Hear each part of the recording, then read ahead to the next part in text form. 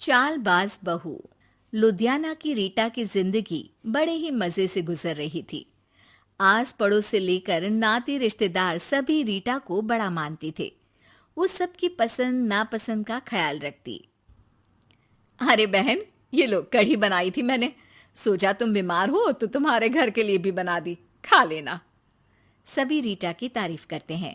रीटा की ममेरी बहन कहती है, रीटा, तुम्हारा लड़का तो बहुत बड़ा हो गया है, उसकी शादी की नहीं सोची?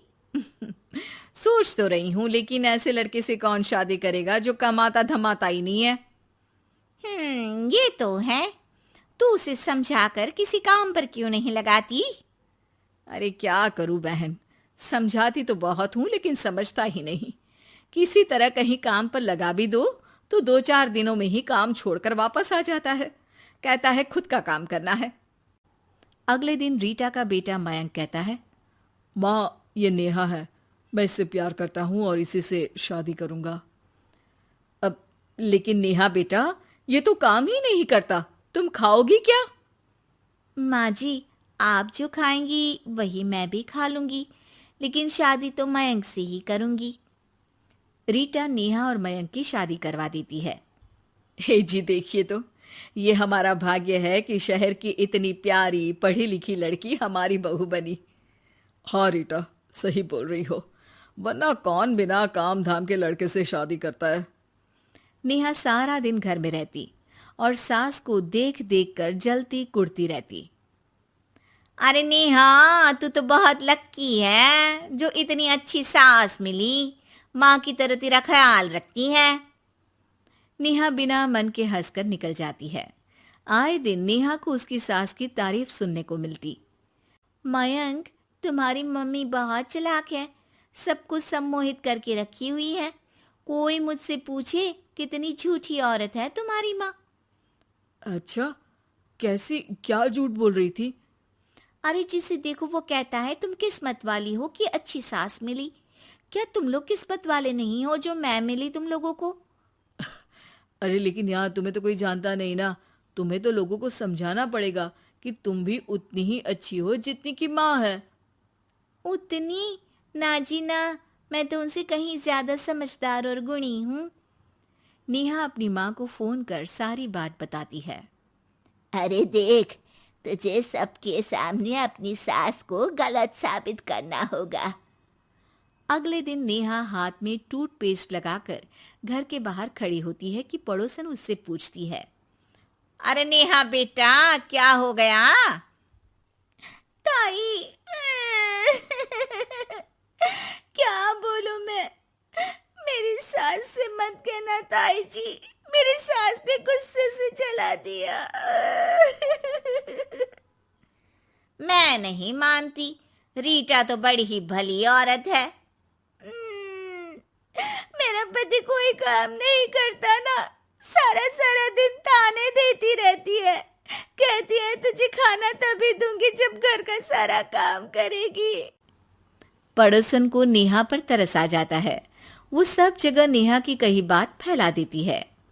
एक पड़ोसन दूसरी से कहती है, रीटा तो बड़ी ही खराब औरत निकली।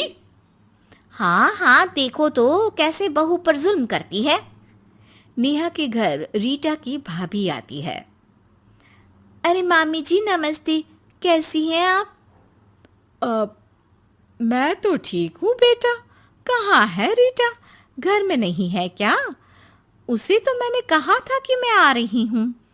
अब क्या बताऊँ मामी जी, मुझे तो डॉक्टर के पास जाना था, लेकिन फिर भी मैं रुकी कि आपको घर आना है। मम्मी जी को तो कोई फिक्र ही नहीं है। तभी तो देखिए ना कि पता था आप आने वाली है, फिर भी चली गई घूमने। अरे ये तो बुरी बात है। अच्छा नेहा, मैं जा रही हूँ। रीटा आए तो बोल देना कि भाभी नाराज होकर चली गई हैं। रीटा वापस आती है तो उसे भाभी नहीं मिलती। अरे नेहा, तूने रोका नहीं मामी को? बोला नहीं कि मंदिर गई हूं मैं?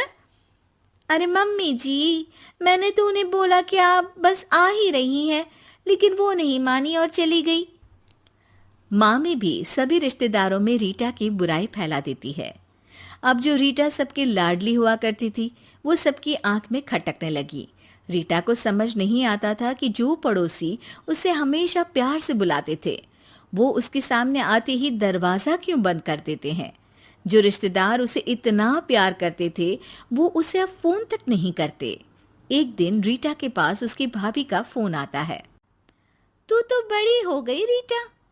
अरे ना भाभी ना, तुम तो माँ जैसी हो मेरे लिए, मायका तुमसे ही तो है। लेकिन तुम भी पता नहीं क्यों नाराज हो मुझसे। रीटा को उसकी भाभी सारी बात बताती है। रीटा उसे समझाती है कि कैसे वो नेहा बहू को बताकर वहां से गई थी। दोनों के बीच गिला शिकवा खत्म हो जाता है। रीटा समझ जाती है कि नेहा ने ही उसकी बुराई पड़ोसियों से भी की होगी।